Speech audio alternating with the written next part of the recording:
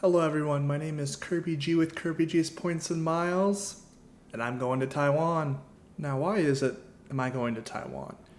As you may have seen in one of my previous videos, I talked about the start to my largest point redemption ever, where I booked a one-way business class flight from LAX to Tokyo Narita next July.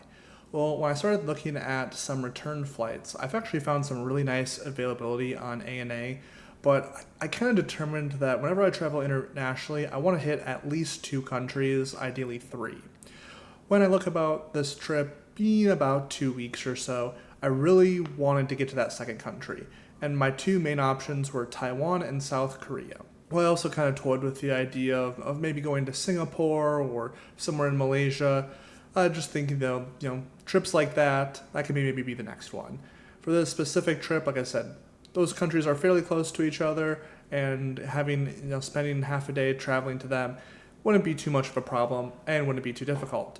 So first I looked at flying back from Seoul, South Korea, and I didn't find great availability for when I wanted to return in business class at least. I also really didn't want a layover, and most of the layovers ended up being in Taiwan. So I kind of realized, why don't I just spend a few days in Taiwan? So we'll just look at here, just kind of a random date in the future, and we're just going to search here on the Aeroplan website.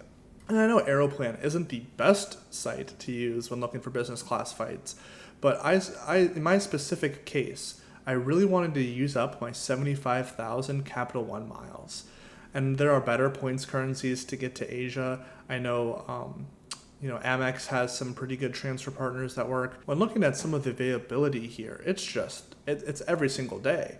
And specifically with EVA Air, there's always a lot of availability. The hard product is a little outdated, but if I want to hit 2 countries and I can't be as flexible with my return date as I was with my departure date, why not just book this right away, get all that hassle out of my mind, and now I can start looking forward to planning trips that are coming up in the near future, while also in the background booking things when things make sense for this trip specifically. I don't know how many days I'll spend in Japan versus spending in Taiwan, definitely more in Japan.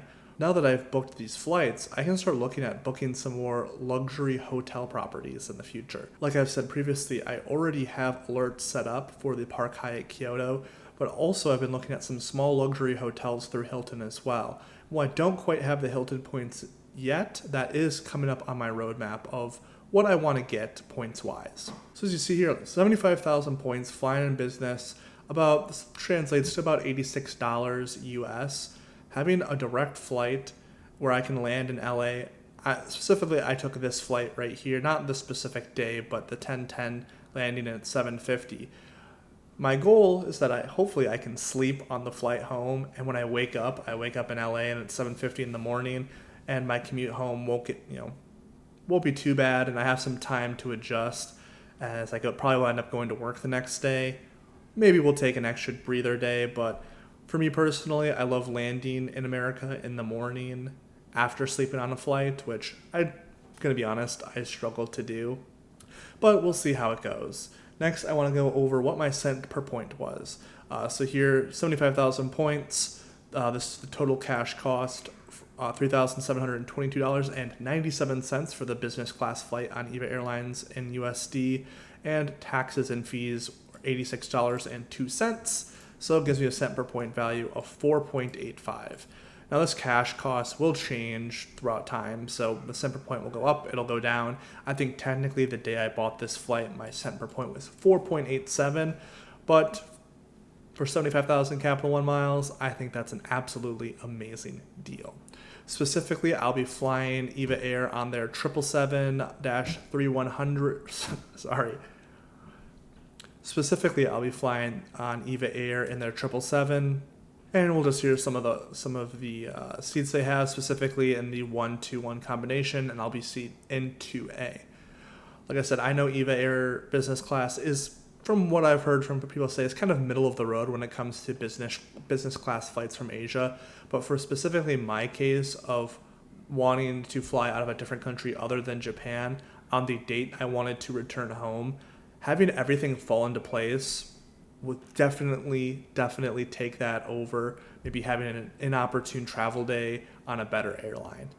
I do know that, again, as I said previously, Capital One miles are not the first currency you think of when you booking business class flights to Asia. I know Aeroplan isn't a super popular way of booking flights to Asia as well. But for me, my specific use case as someone who doesn't really have any MR points, I kind of went all in on Capital One and Chase previously. This flight worked for me. And I think that's what the most important thing in the credit card game is finding the opportunities that work best for you. And, I'm excited for this trip. I don't think there's too many people out there going crazy over EVA Air Business. But for me personally, I can set this thing off to the side now, start planning other trips. And a couple months from now when I revisit this Tokyo trip, and I really try to plan out what cities in Japan I want to visit, where in Taiwan I want to visit, I don't have to worry about my flights. They're already booked. And I hope everyone here will join me as I continue to plan this trip, as I make more bookings, change bookings, adjust plans, make plans, and inevitably pivot.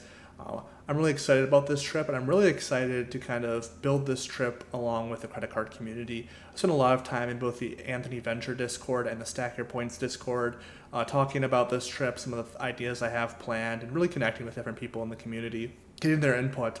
I've already started compiling a list of different hotels to look at that people have recommended, different places to eat. So if you've been to Japan or Taiwan in the past couple of years and you want some food recommendations in specific cities, or if there's some specific hotels that are real gems, please leave them in the comments. As I have a couple months to start looking at things before I need to start booking hotels, I really want to get a great master list of some of the best places people have visited and experience them for myself. So if you enjoyed this video or you have any thoughts, feel free to give it a like, comment, subscribe. I'm on the hunt to 100 subscribers by the end of the year, and I'd love for you to join me in the process. And most importantly, have a great rest of your day.